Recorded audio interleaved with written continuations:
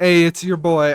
Spoiler warning, if you've not watched episode 20 of Bleach Thousand Year Blood War arc, then and you want to, you should click off now. I'm gonna be talking about it.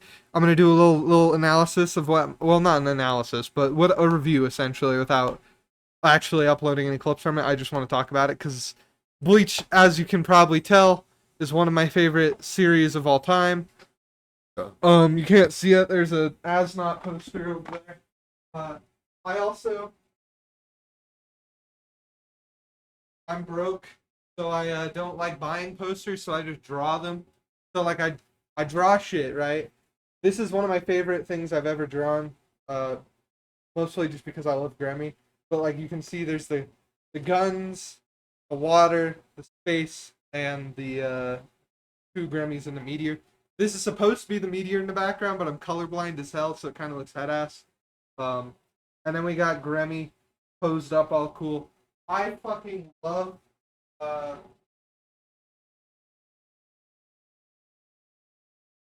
this fight is like my favorite. I don't know if it's my favorite, but it's really close. It's probably top five favorite anime fights.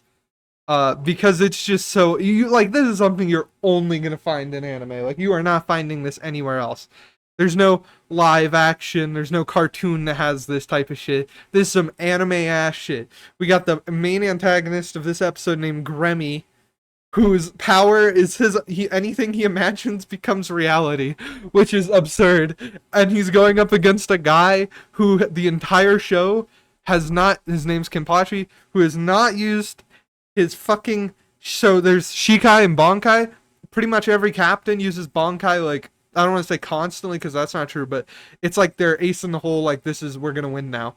Um, and this man hasn't had his Shikai, which is the second like state essential, or the state below Bonkai. So this man's just been a menace.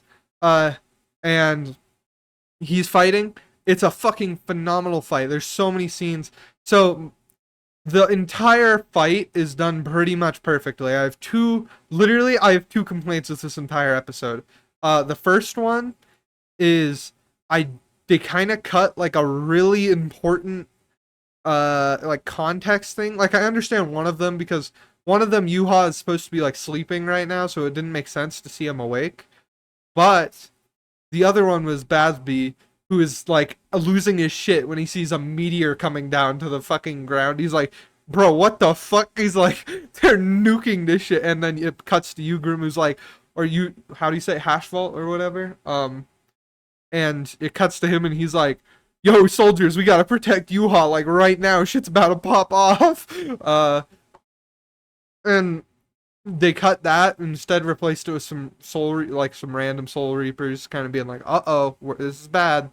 And to be fair, Askin still says like, see, this is why we shouldn't have let this man out. But it's whatever. I The other problem I have is the space scene felt a little rushed. I don't know about rushed because it felt nice. It was just like really fast. Like so the whole episode is extremely fast. So I think anime on average averages like 2 chapters per episode. Uh, I think recently it's more like 2.5. But Thousand Year Blood War is averaging 5 chapters per episode, and this episode is 9, so we're nearly doubling that. Um, and also, just a little fun fact is One Piece episodes aren't even one. So you're seeing this shit is fast. Like this is some fast ass pacing. And I'm normally down, but this is almost too fast. Like I think what happened is we stretched just a tad bit into too fast. It's like barely too fast, but it is too fast. My other thing, I think you could have cut something from one of the previous 3 episodes, like one scene of the like smaller ones. Uh, that would have been fine if it meant that we got a little more time on the Kenpachi fight. I still love this episode, don't get me wrong. It's my favorite episode of the core. I fucking love this entire fight. I think it's so, like I said, it's so over the top anime, and it's just so fucking cool. I love Grammy, and Kenpachi is. He's not my favorite captain, but he's damn near close. This episode fucking slaps though. We see the meteor scene goes so hard. The under literally everything is done pretty much perfectly in my opinion. Except for that space scene, which like I said, it's not like the space scene is done bad either. It's literally it's just so fast. Like and you don't even have time to think about it, but in that scene Kenpachi cuts through fucking reality, bro. Like, what? What? We're just gonna gloss over that? Like, bro just got sealed into outer space. Not only does he tank outer space, he cuts his way out of outer space and comes back. Like, what? What the fuck? And I have a whole nother video talking about overpowered characters in Bleach specifically, and just overpowered characters in general. Because I think it's just fun. Like I think they're the most fun characters to watch is when a character is just super broken. Like it's always just fun to see what exactly the author and shit are gonna do with it.